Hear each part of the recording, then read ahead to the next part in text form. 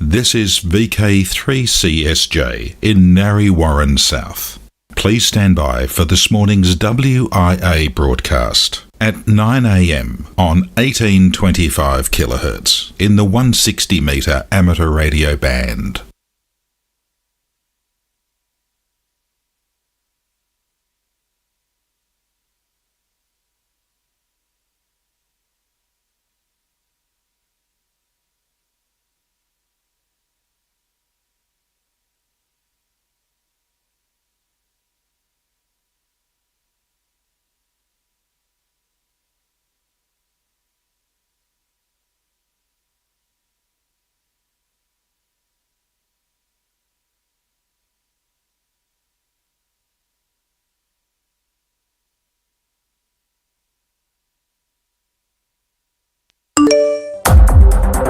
It's time to get your news on.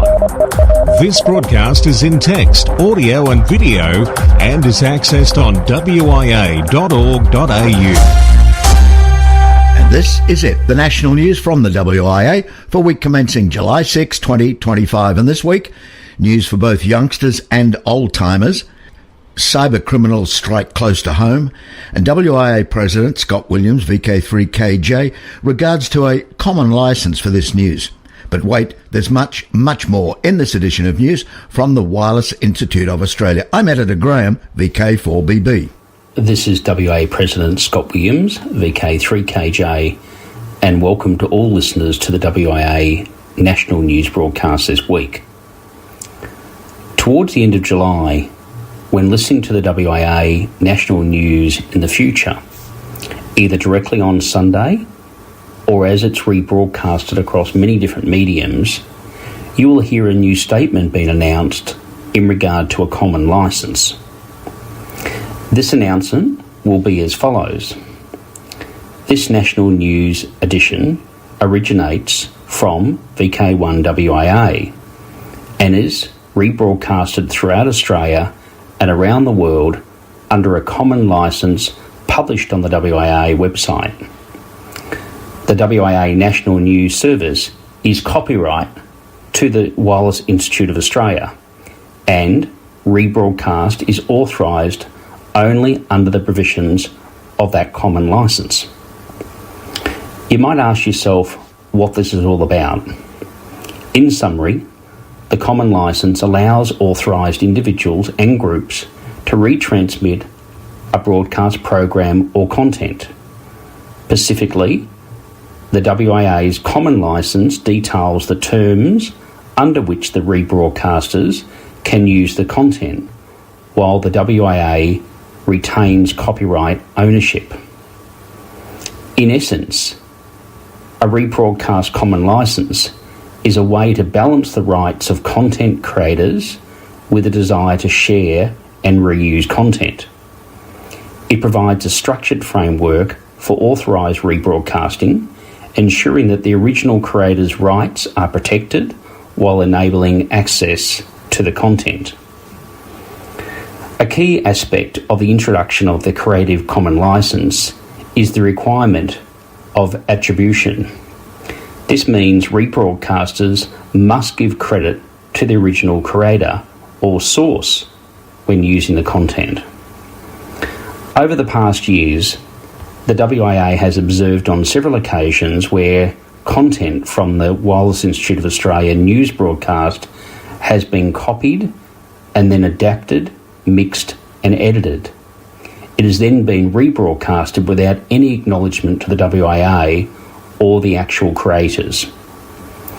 The WIA and all of our wonderful contributors go to great length to bring you this professional quality news broadcast every week, and the introduction of this common licence is a step in making sure the ownership and acknowledgement is made clear.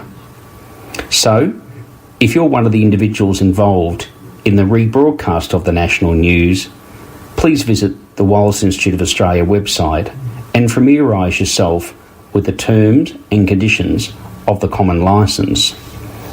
Importantly, please make sure you read out the statement that I read out at the start of my update. That's it for me this week, and this has been Scott Williams, WIA President, On behalf of the WIA board, best wishes. Who listens to radio? This is Greg, VK2 GBK. Julie and Joe, School Amateur Radio Club Network, VK3 SRC. I'm Tony, VK7AX. Hello again from Peter, VK4EA, coming to you again from the Engine in Turrbal and Niagara Country. That's all!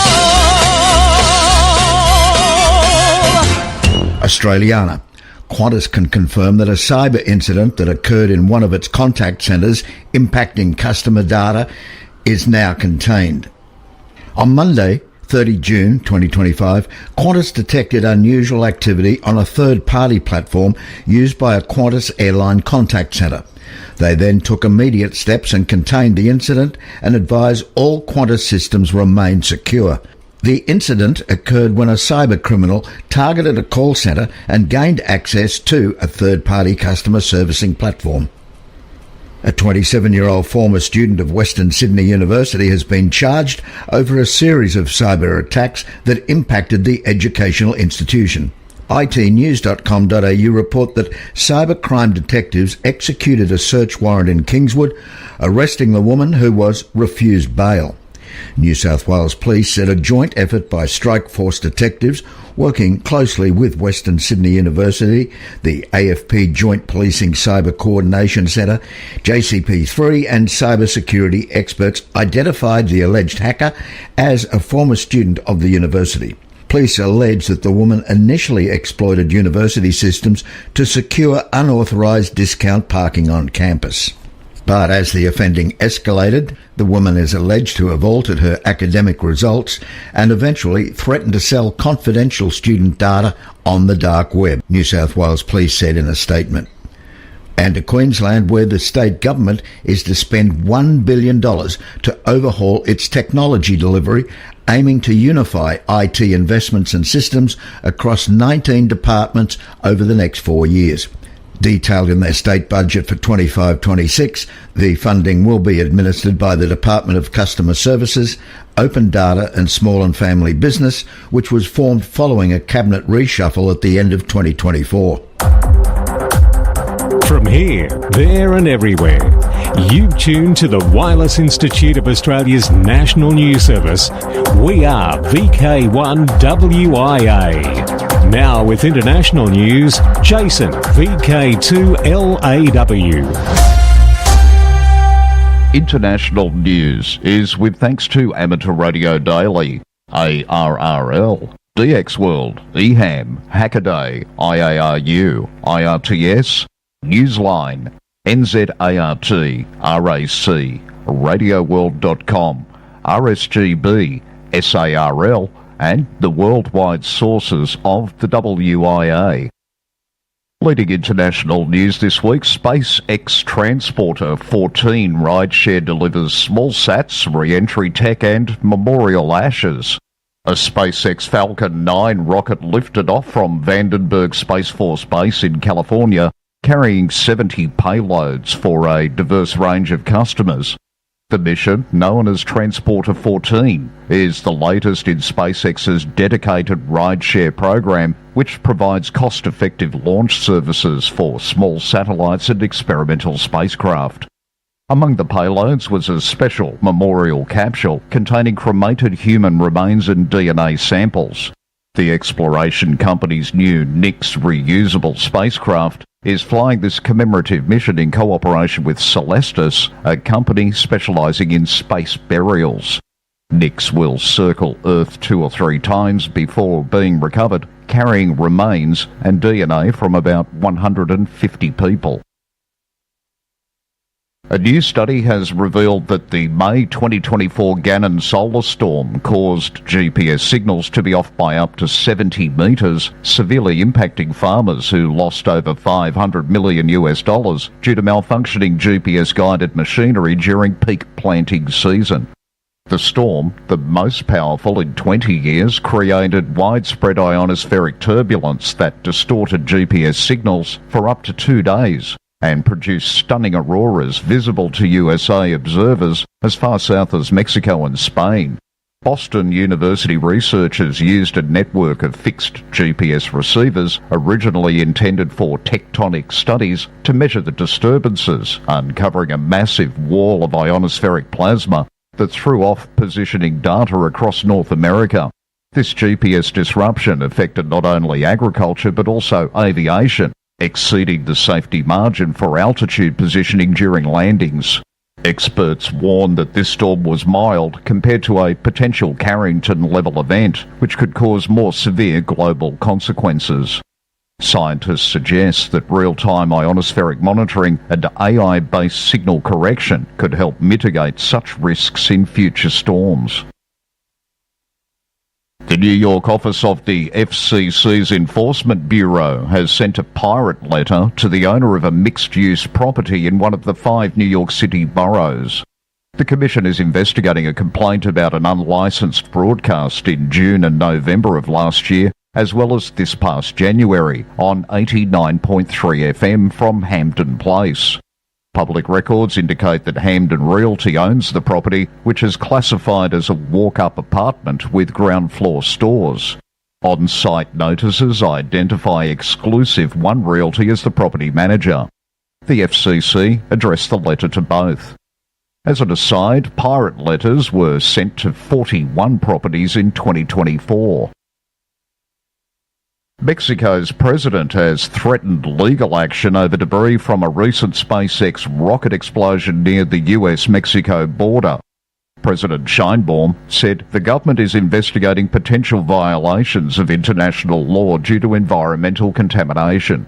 The explosion occurred during a ground test of a SpaceX Starship at its Starbase facility in Texas, sending a large fireball into the sky. Mexican officials are now conducting a comprehensive environmental review focused on the nearby state of Tamaulipas. This comes after the US FAA approved an increase in annual Starship launches from 5 to 25, despite warnings from conservation groups about threats to wildlife. President Sheinbaum emphasised that any resulting lawsuit would be based on scientific findings and legal analysis. If filed, the lawsuit would follow another recent case in which Mexico sued Google over the labelling of the Gulf of Mexico as the Gulf of America for users in the United States. This change is seen by Mexico as a violation of its sovereignty and a distortion of geographical naming conventions. For WIA National News in Sydney, I'm Jason, VK2LAW. We are VK1WIA. Now, operational news with VK4FUQ. Felix. Hello there. Now, contest-wise 2025, this weekend. Mark County Memorial HF Contest, 1400 hours Zulu, July 5 to 1400 hours Zulu, July 6. CW on 160, 80, 40, 20, 15 and 10 metres. IAA HF World Championship next weekend. The 24-hour IAA HF World Championship starts at 1200 hours UTC on Saturday 12 July and ends at 11:59 hours UTC on Sunday 13 July. This annual contest supports amateur self-training in radio communications, improving operating skills, conducting technical investigations and intercommunicating with other amateurs around the world using the 160, 80, 40, 20, 15 and 10 metre bands. Trans-Tasman Low Band Contest 19 July. The Trans-Tasman Contest held on the third weekend in July aims to encourage low band activity between VK and ZL. Only contest bands 160, 80 and 40 metres are allowed with SSB, CW and digital. RIDI or PSK. Central Coast Amateur Air Club is but just one club getting behind this event by building and installing a 40 metre vertical. Yoda Contest 2025, organised by the IAA Region 1 Youth Working Group in cooperation with the Hungarian Amateur Radio Society. The aim of the Yoda Contest is to increase youngsters' activity on the air, strengthen the reputation of the Yoda program, and demonstrate support for youngsters across the world. The next two sessions of this year's Yoda Contest will be held 19 July, 29 December. RSGB Yoda Contest. July 26 to July 27, 2025. Mode CW SSB. Bands 80, 40, 20, 15, 10 meters. Work once per band, per mode. Remembrance Day Contest. This contest is held every year on the anniversary of the end of World War II, in honour of the Australian amateurs who lost their lives in wartime. This contest is unusual because the trophy goes to the Australian state or territory that scores the highest level of activity. Next contest, 16th and 17th August 2025. Oceania DX OCDX Contest. The OCDX contest is Oceania's only international style contest, where contacts with stations all over the globe are able to participate. Oceania stations may contact any station per QSO points, whilst non-Oceania stations are required to contact any station in Oceania for QSO points. The contest runs over the first 2 full weekends in October and has SSB, CW and SWL categories. Now the DX window to the world. DX window in July. Celebrating the Deutsche Amateur Radio Club's 75th anniversary, 4 special call signs have been activated by DARC till 31 October. DC7, D5D, DD7, DK7 and DR75 DARC. 8K3 EXPO is on the air until October 13, 1.8 MHz to 10 GHz. This event marks the first time a call sign has been established with the 8K prefix and draws attention to the Osaka World Expo. Well, you may not work them, but you may hear them. Once again, Italian radio amateurs have been authorised to use the 40 MHz band until the end of the year. They are allowed to operate from 40.660 MHz to 40.700 MHz, with a maximum power of 10 watts. The Italian regulator has given permission until 31 December, also for 70.1, 70.2 and 70.3 MHz. Switzerland. 4U0 ITU is the call sign for the International Amateur Radio Club at ITU HQ in Geneva, to use from 16 May to the end of the year, in celebration of the 160th anniversary of the International Telecommunication Union. For WIA National News, I'm Felix VK 4FUQ Inningham. From here, there and everywhere, you've tuned to the Wireless Institute of Australia's national news service. We are VK1WIA. Now, special interest group news with VK3GTV. Cole. Hello, first up in Worldwide Special Interest Group news, it's astronomy and wireless weather. ABC Science website has reported on the Vera C. Rubin Observatory in Chile, which has released its first images captured by the world's largest digital camera. These high-resolution shots showcase stunning astronomical features both within and beyond our galaxy. ABC Environment reporter Peter de Criff and astrophysicist Jonty Horner from the University of Southern Queensland both marvelled at the extraordinary detail, with Jonty describing the images as remarkably sharp even when zoomed in to the farthest points. The secret lies in the Rubin Observatory's powerful setup. A telescope with an 8.4-metre wide mirror funnels light into a massive, state-of-the-art camera. While most smartphones boast around 12 megapixels and high-end digital cameras around 100 megapixels, the Rubin Observatory's camera dwarfs them all with a colossal 3,200 megapixel. That's 3,200. Worldwide Special Interest Groups, Balloons. The Secunda ARC Pico Balloon Project. The Secunda Amateur Radio Club, ZS6 SRC, is launching a series of 12 commemorative Pico balloon launches, the first one back on the 24th of May this year. These launches form part of the 100-year centenary celebrations of the South African Radio League, SARL, founded in May 1925. The project also pays tribute to more than a decade of BACAR, balloon-carrying amateur radio, and honours the individuals who contributed to its success since its inception. The first BACAR event took place over 12 years ago. The idea itself dates back to the 1970s, when Hans ZS6AKV laid the foundation for amateur radio ballooning in South Africa. Each Pico balloon commemorates one of the individuals who made a significant contribution to BACA.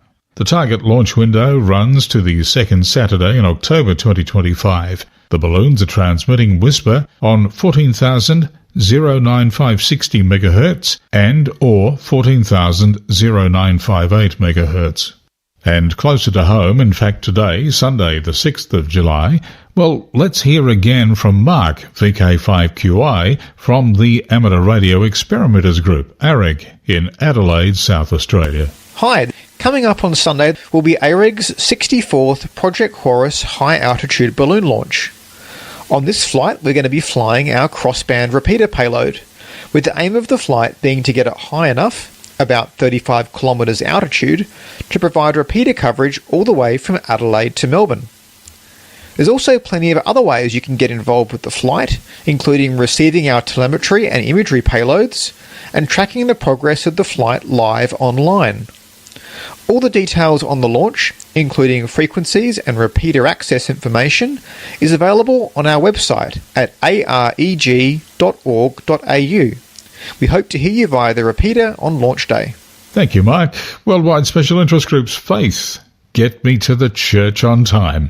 Plenty of advance notice that the popular churches and chapels on the air event will take place on Saturday the 13th of September between 10 a.m. and 4 p.m. UTC. No matter where in the world you are, if you're planning to put a station on the air, please let John Resdell, G3XYF, know by emailing him, jhresdell@gmail.com. And that address, of course, is in our text editions, best read at wia.org.au. Or you can also subscribe from that web address for the emailed weekly version. Worldwide Special Interest Group's Final Frontier. Jason, VK2LAW, told us earlier of that SpaceX Transporter 14 carrying human remains into space. 2 amateur radio satellites also hitched a ride. Paris T2, a 3U CubeSat developed by the Taiwan Space Agency with support from National Formosa University, carries a crossband voice repeater and APRS digipeater. It provides voice communications on uplink 145.980 MHz, 67 Hz tone, and downlink 435.250 MHz, along with APRS packet services on 145.825 MHz. Students and amateur operators worldwide will have access to the satellite's unencrypted telemetry and educational outreach tools. Indonesia's RIDU Sat-1 also joined the manifest. The 1U CubeSat, managed by the Republic of Indonesia Defence University, uses amateur radio frequencies for educational training and communications. It features a VHF APRS payload on 145.825 MHz and a telemetry beacon on 145.925 MHz, designed to support student learning and community engagement in satellite operations. Worldwide Special Interest Groups, IOTA, Islands on the Air. The IOTA number for the St. Peter and St. Paul Archipelago is SA014. It's listed under the St. Peter and St. Paul Rocks group within the South America region. The archipelago is also known as St. Peter and St. Paul Rocks and is a group of islands under Brazilian sovereignty. Now the Araucaria DX Group is pleased to announce that it's received permission from the Brazilian Navy for a de-expedition to St. Peter and St. Paul Archipelago to take place in the October-November 2025 timeframe. The actual dates will be announced later. Jim N6TQ is active during the first 2 weeks of July from Devon Island, NA009, as N6TQ/VY0. He's stationed in the Flashline Mars Arctic Research Station, QSL, via LOTW. And some IOTA reminders. OC013. Steve, ZL2KE, will again be active from Rarotonga as E51KEE during August, the 3rd to the 18th to be exact. He was previously active from there last year. QRV mainly on 40 through to 10 metres, CW and SSB using verticals next to the sea and end-fed wires. QSL via IK2DUW, LOTW, EQSL and Club Log. OC065. Lance, W7GJ will be active as H40GJ from Pigeon Island, OC065, Tumotu Province, on the 8th to the 7th of August. This will be a 6-metre EME expedition using Q6560A in the Q65 pile-up mode. Lance said that when he's not aimed up at the moon, he'll be monitoring 50.313 on FT8. Lance says, please take the initiative to call him when you think that there may be ionospheric propagation. If propagation is good and there are many callers, he may switch to FT4 or FT8 on a frequency to be announced. QSL via LOTW or direct to W7GJ. Worldwide Special Interest Groups, Radio Amateur Oldtimers. And tomorrow, Monday the 7th, being the first Monday of our current month, prompts this input from Peter, VK7PD. This month, instead of the usual broadcast, we will offer an historical broadcast from years past by Alan Doble, VK3AMD, from December 2002. The usual news and information will be broadcast next month. Everyone, RAOTC members and non-members alike, is most welcome to listen to the program and join in the callbacks afterwards. Full details of all transmission times and modes can be found on the RAOTC website at www.raotc.org.au or just Google RAOTC broadcasts. If none of the transmission times suit you, you can download the audio file at any time from today from the club website. The Perth RAOTC luncheon is held on the second Tuesday of the month at a new venue. Full details are available on the RAOTC website. Once again, tune in tomorrow for the July RAOTC bulletin. Enjoy the program and please join in the callbacks afterwards. 7-3 from Peter, VK7PD. Thanks, Peter. And finally, we catch up with Alec, VK2MV, with Worldwide Special Interest Groups, Radio Amateur Youngtimers, YOTA. Thank you, Cole. Time to tell you about the PJ6Y D-Expedition to Sabah. In October of this year, the PJ6Y Pacific Island DX Group plans on a D-Expedition to the Caribbean island of Sabah. It is being arranged as an opportunity for young amateur radio operators to experience de-expeditioning at the highest level for their very first time. Consisting of a diverse international team of 12 to 14 operators, they will operate with 9 first-time young de-expeditioners. Additionally, 30 to 40 young hams will join remotely using the Next Gen 2 rig-in-a-box system made possible through a grant from the Northern California DX Foundation. The team will set up 3 local and 2 remote stations operating CW, SSB, FT8 and satellite from 2 separate operating locations. Sabah has an area of just about 13 square kilometers and is the IOTA reference NA-145. The D-Expedition is planned to run from the 17th to the 19th of October 2025. For WIA National News, I'm Alec, VK2MV in Sydney. Now back to you, Cole. Thanks, Alec. And that wraps up the segment for this week. For WIA National News, I'm Cole, VK3GTV. Across Australia from VK1 WIA, you are tuned to the National News Service. In Melbourne, it can be seen and heard on the Melbourne DATV repeater, VK3 RTV, on Sundays at 10:30am and also 8pm. I'm Peter, VK3BFG. This is VK1 WIA. All points of contacts from today's news stories are to be found in print when you read the web editions, www.wia.org.au. Finally, it's a date. Now don't forget, if you're a club, we'd love to hear from you. Clubs are welcome to email text along with audio for this section to nationalnews@wia.org.au. And looking at it this week, we see Adelaide Hills Amateur Radio Society's big annual buy and sell, Saturday, July 19, Marion RSL, sellers at 8:30, buyers at 10:30. The Australian Ladies Amateur Radio Association's 50th anniversary happens at Glen Waverley, July 26. Redcliffe Car Boot Sale, Saturday, August 30 at the Clubhouse. September 14, 4 to 5 p.m. Australian Eastern Standard Time, the next WIA affiliated clubs briefing webinar, West Lakes Field Day, 8 a.m, October 26 on the club grounds. AREG's Amateur Radio and Electronic Sale, Sunday 26th of October, David Roche Park, Kilbourne. The Gold Coast Amateur Radio Society's Hamfest, November 9. Miena Hamfest, Saturday, November 15 in VK7. Across to VK3, the Rosebud Radio Fest, Eastbourne Primary School Rosebud, November 16. Darwin Amateur Radio Club's Christmas Party, 6:30pm, December 1. And December 7, the last WIA affiliated clubs webinar will be held for the year. Now till next we meet, I'm Graham, VK4BB.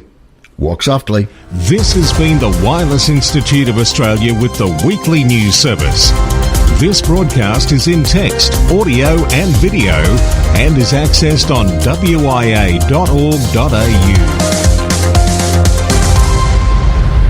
Courtesy of Bevan, VK5BD's ATV and YouTube channel, this has been WIA National News.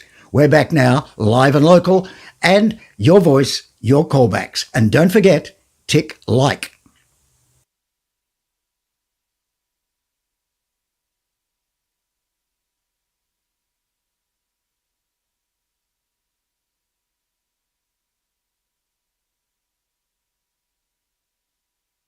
Hello there, this is VK3OTN, the official station of the Radio Amateur Oldtimers Club of Australia, with a monthly news broadcast for members and friends of the club for July 2025. This month, instead of the usual broadcast, we will offer an historical broadcast from years past. The usual news and information will be broadcast next month. I'm Andrew, the VK3 Charlie Alpha Hotel. I have broadcast files going back as far as 2001. Many of the older files aren't the greatest as far as technical quality goes, archived in either Real Audio or Windows Media Audio format. These produced a smaller file size back in the days when the leading edge technology was dial-up internet. Remember that? This month we have an original broadcast from December 2002. Details on when to hear these news and information broadcasts are available at the club website www.raotc.org.au. The VK3OTN is available on a wide range of radio platforms, HF, VHF and UHF, T-meter repeaters, amateur television, DMR, that is digital mobile radio, and D-Star. These news broadcasts are available for download for up to 6 months, just in case you miss the original news broadcast from the RAOTC website. If you'd like to contact the club, then why not send us an email? raotc@raotc.org.au. I hope you enjoy this month's broadcast. Hi there, this is Alan Durban, VK3AMD and associated relay stations. As VK3OTN, the official call sign of the Radio Amateurs Oldtimers Club Australia Incorporated. Hang on a jiff, lost a bit of paper. Some news about the club. As advised in the September issue of our magazine ATN, the inaugural annual general meeting of our now incorporated club was held at the combined club rooms in Moorabbin on Tuesday the 12th of November, and as required by the Articles of Association, the annual general meeting was followed by a committee meeting. Your existing committee was re-elected with the exception of Bill Clark, VK3ZLN, who withdrew his nomination for family health reasons. Ron Cook, VK3AFW, had been nominated and was elected. The result of the meeting was as follows. Bill Roper, VK3BR, will take on the office of President as at January the 1st, and Alan Doble, VK3AMD, will become Vice President at that date. Arthur Evans, VK3VQ, was elected as Secretary Treasurer and Public Officer, and Bill Roper, VK3BR, as Membership Secretary. Stuart Day, VK3ASD, was elected Editor of our magazine ATN. Ron Fisher, 3OM, as Broadcast Coordinator, and Alan Doble, VK3AMD, as broadcast presenter.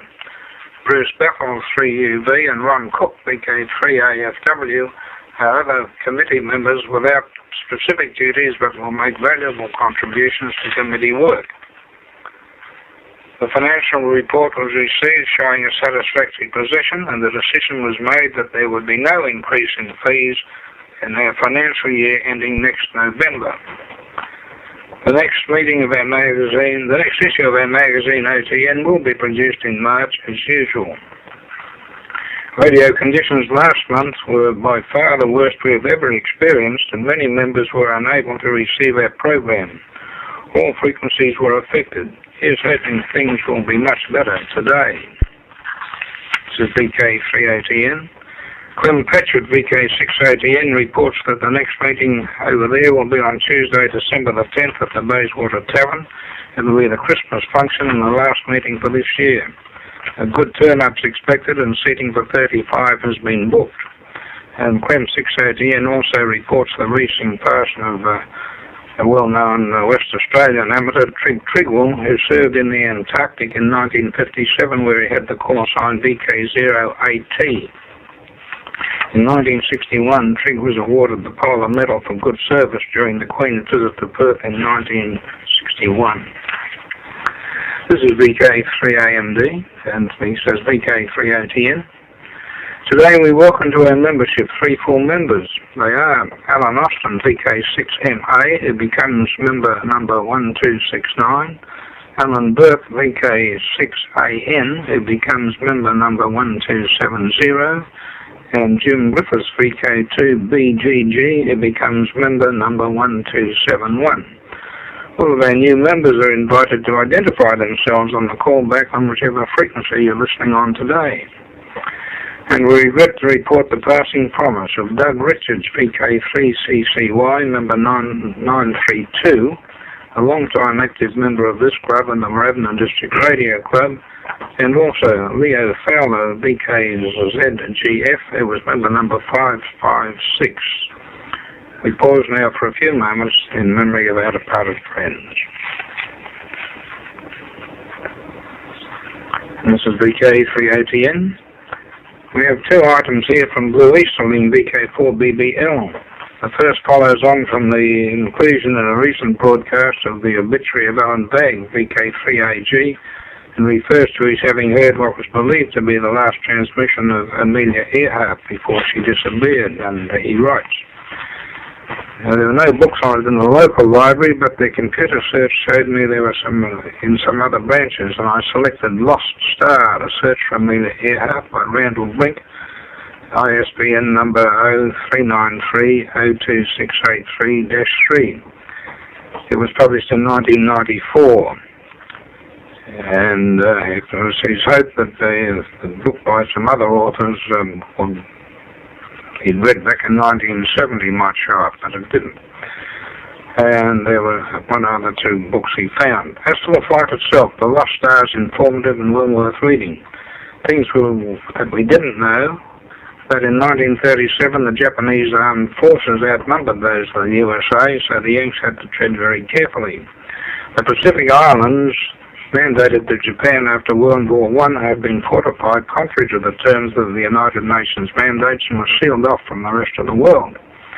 So whether the flight started off as an intelligence-gathering scheme or became one after it had been mooted is not known. The various writers all complain of the wall of secrecy that still exists, quite apart from the mountains of material stored in various places around the USA. Research of the files is not allowed. Their freedom of information requires an individual document will be forthcoming if the inquirer can provide all details of it. Searching through the files to find such a document is not allowed, so they get nowhere. The plan was that the flight from Greater Howland Island would take in a doglegs to truck in the Caroline Islands. At Howland, a dot on the map, the US government had built an airstrip and a fuel dump.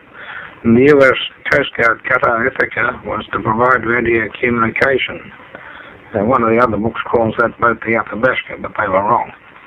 American hands were involved. I don't know if Earhart was to use hand bands or if the hands were to use the aircraft frequencies, which were given as 3105 kilohertz per day and 210 for night, which seems to me the wrong way round.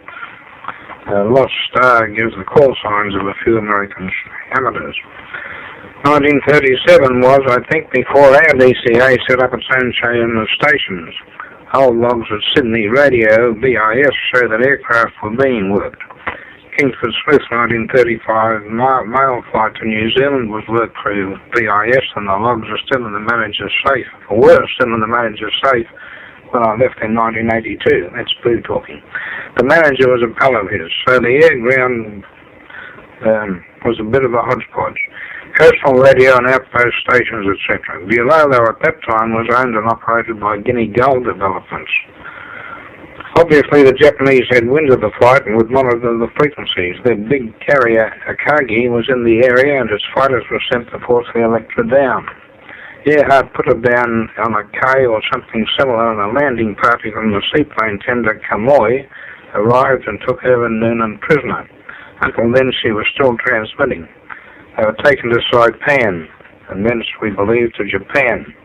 Naturally, both the USA and Japan were not going to talk about the real purpose of the flight. As a footnote, Truck was photographed on the 8th of January 1942 by an RAAF Hudson flying from Rabaul to Kavieng, when it departed at 5:44 a.m. They arrived at Truck 4.5 hours later, photographed 12 warships, 3 merchant ships and 1 hospital ship. 27 bombers were parked. They did the run, and then the firing started. The pilot, Flight Lieutenant Yoart, dived into a rain cloud to evade the fighters, closing in after having spent 25 minutes over the target. A fortnight later, Rabaul was invaded. The book that Blue quotes from, Lost Star, gives UTC times and frequencies for transmission from Earhart for quite a while after Ellen Vague's hearing. It appears she was forced down on the beach of a small atoll in Japanese territory, but was still able to transmit. Trouble was, every attempt to try and contact her after the transmission, after her transmissions, failed. She and her navigator Noonan, together with the plane with its broken wing, were taken to Saipan by the Japanese at Tarawa. The book includes a photo from National Archives, Washington, taken by an American Air Force plane during the bombing of this island in 1944, and the plane with its broken wing is shown near the airfield. The book also includes a photograph of Amelia Earhart in uniform, being sworn into the U.S. Army Air Force as a major. The officer standing on her right is identified as Major General Oscar Westover, who at that time, in 1937, the year of Earhart's flight, was commanding officer of the U.S. Army Air Force. This book also confirms what others have said, that the model of Lockheed Electra that she actually used was different to the widely published model and had larger engines, and was fitted with extra large fuel tanks. Although many documents involving Earhart are still locked away in various U.S. archives, there seems to be little doubt that she intended to fly over some of the Japanese islands on behalf of the U.S. government. The book that is interesting reading, I'll repeat, its title is Lost Star, the research from Amelia Earhart. The author is Randall Brink, B-R-I-N-K, was published in England in 1994 by Bloomsbury Publishers, and the ISBN number is 07475143880. Thanks, Blue, for alerting me to this book. And I said earlier we had a second item from Blue, VK4BBL, and here it is. Received the newsletter yesterday and was saddened to hear of the passing of Clary Castle, VK5KL, during the horrific bushfires in the VK5-VK3 border area in 1938-39. He distinguished himself in providing essential communications. It was written up in Radio and Hobbies or one of those magazines. In early 1943, I was in the radio maintenance section of 31 Squadron of Beaufighters at Kimberley Creek, Northern Territory. And Clary came there one day and had a powwow with our Sergeant Ray Hunt. I think he was a pre-war hand. And we were all thrilled to see the man. The whisper was he was to check any Lend-Lease gear we had. Anyway, they went off to lunch and that was that. Some years ago, a piece by him was in the newsletter, so I wrote and reminded him of the visit, how Buckley all were to meet him. Harry wrote back and said that after 50 years he could speak freely. He and Ray had been given a very hush-hush job of monitoring. They could only communicate eye to eye, nothing on paper or by telephone. They had located 2 stations transmitting long runs of broken up dots and dashes, both at the same time. One with dots and the other with dashes. Barry and Ray put the 2 audio outputs together and it was recognisable Morse, but not the normal international code. The skilled chap from number 2 wireless unit had better identified the uncoded Karna code, at which number 2 staff were expert. Oh, the fiendish cunning of those Orientals.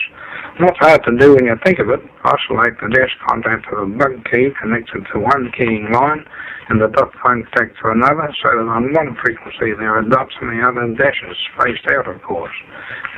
Barry was quite a man. Thank you, Bill, for that interesting note. This is VK3OTN for the Radio Out Old Timers Club. My cousin Donald Withers in Sydney was never an amateur, but he was a technical officer in the Beam Wireless Service and ATC. He sent me a photocopy of the magazine Transit, which is the staff magazine of the Overseas Telecommunications Commission.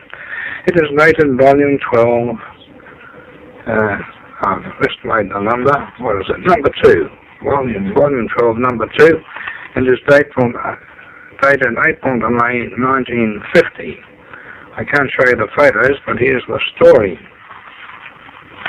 Neville Shoots on the Beach story, now being filmed in Australia by Stanley Kramer Film Productions, contains 2 incidents related to radio stations.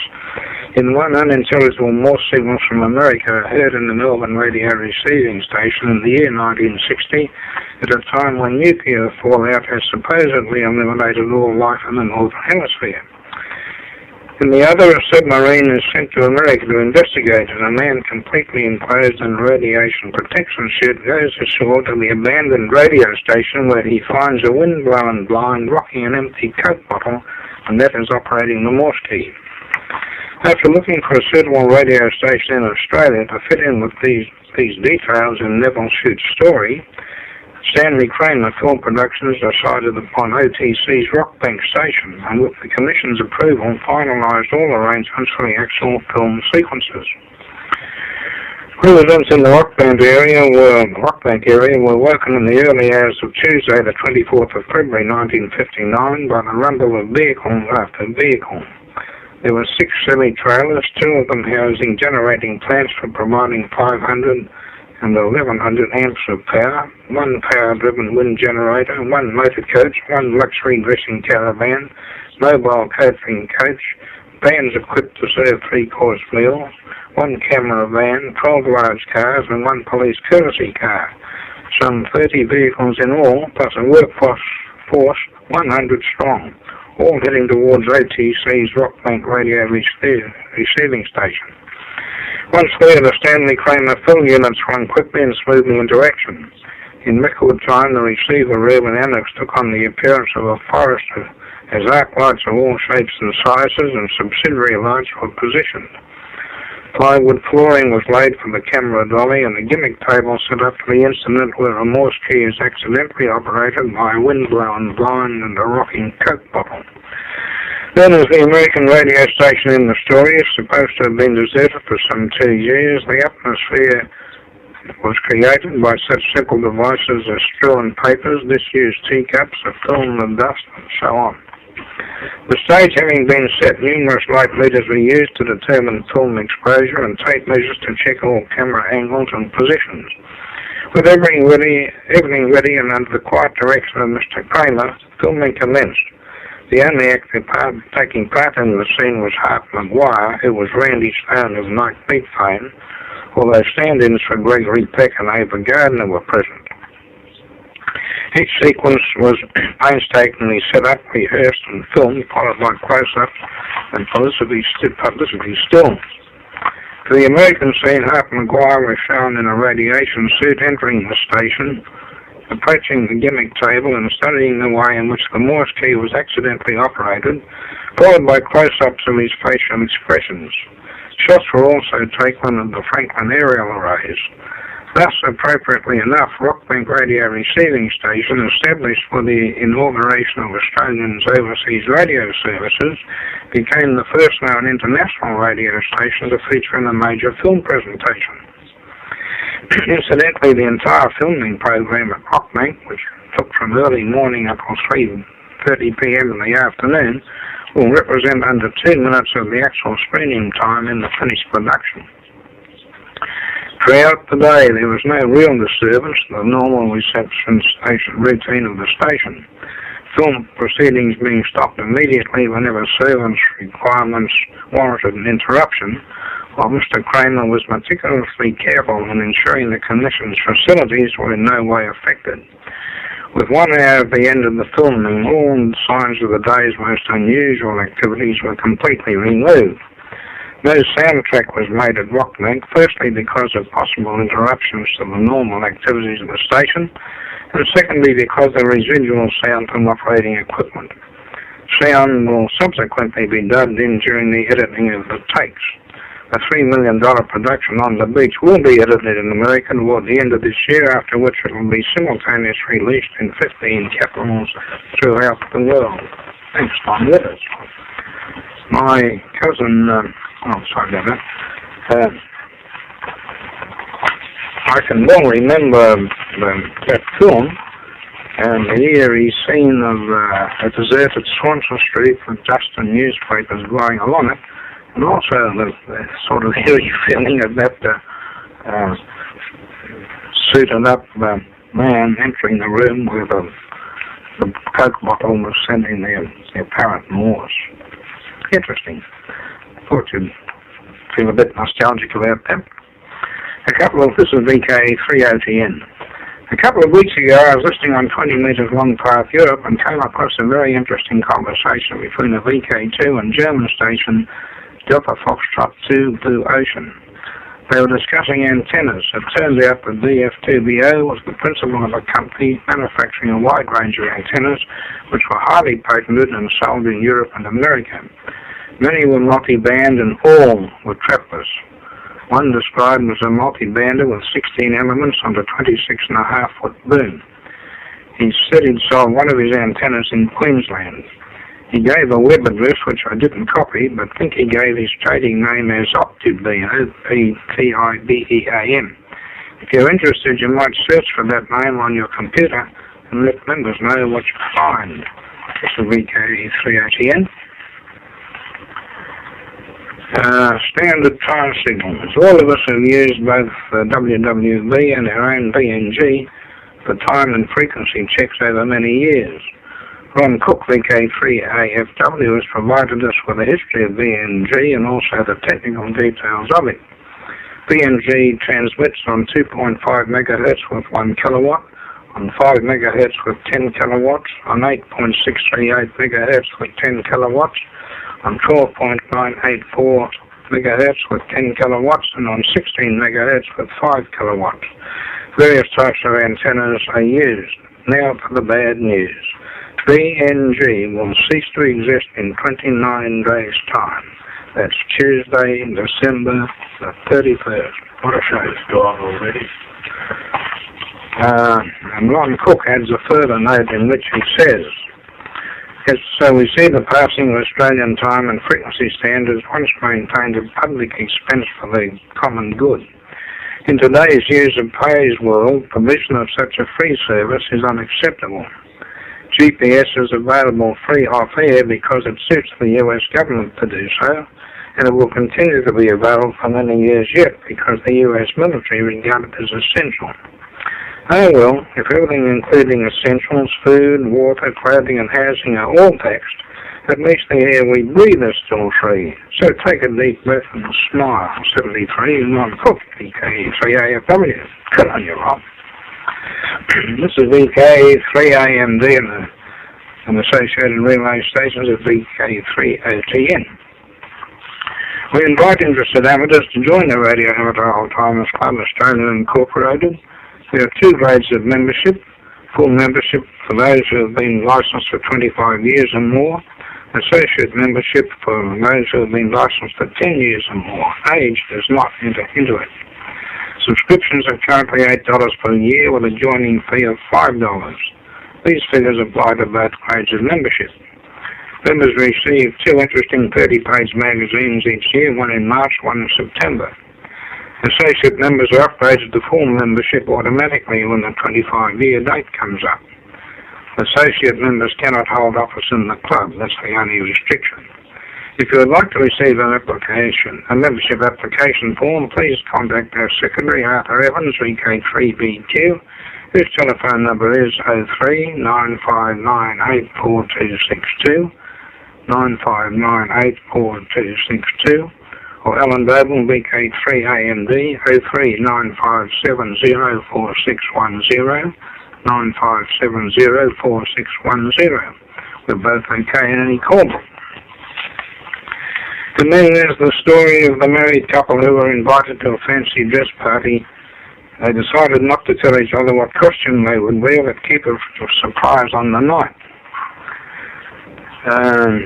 Unfortunately, when the day arrived, the wife had developed a migraine and couldn't go to the party. So the gallant husband offered to stay home and look after her. The wife, knowing how her husband had been looking forward to the party, refused the offer and sent him away to change. The husband donned his specially ordered outfit, an elaborate and colourful pound suit complete with flashing lights on a hat powered by hidden batteries. He showed his wife the suit and seized her to bed and reluctantly left. An hour later, the wife, feeling the prescribed medication taking effect, decided to go to the party after all and surprise her husband, who has not seen her outfit, a slinky cat suit complete with whiskers and tail. Arriving at the party, the wife angrily sees husband being over-friendly with a 70-year-old and decides to show him a thing or two. She orders a triple of her favourite drink, gets rid of the girl, and leads her husband into the bushes in the back garden. When the party shows signs of winding up, she takes a taxi home and goes to bed. She pretended to awaken when the husband arrived and sweetly asked how the party was. "Terrible," he replied. "It wasn't the same without you, and I just couldn't enjoy myself knowing you were at home unwell. So I went upstairs and played cards with some of the boys. And to make matters worse, the bloke I lent my clown suit to left a nymphomaniac in a catsuit who gave him the time of his life in the back garden." And on that happy note, I'll leave you for a while. This is Alan Doble, VK3AMD, and associated relay stations is VK3OTN for Radio Amateur Old Timers Club Incorporated. There will not be any transmission in January. That's the usual thing, nothing in January. Transmission will resume on the first Monday of February, and that's February the 3rd. February the 3rd. At the same times and frequencies as today. We wish all our listeners a happy Christmas and a pleasant and healthy New Year.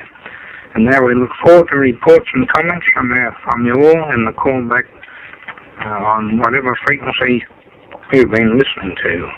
So, 73, this is VK3AMD, this is VK3AMD, going through the frequency. And that's all we have for you this month, and we hope you found something of interest.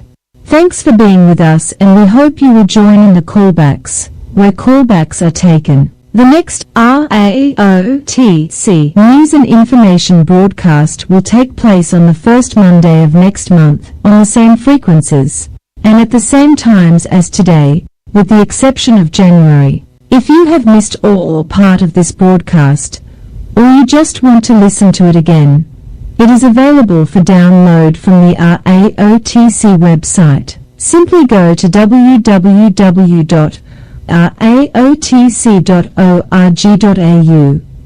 Again, the website URL is www.raotc.org.au. Click on VK3OTN broadcasts, and you will be able to see the various times and frequencies of the VK3OTN transmissions by all of our volunteers, provided of course a volunteer is available. Sometimes the relay station is an automated broadcast, for example, a repeater, where no operator is available to take callbacks.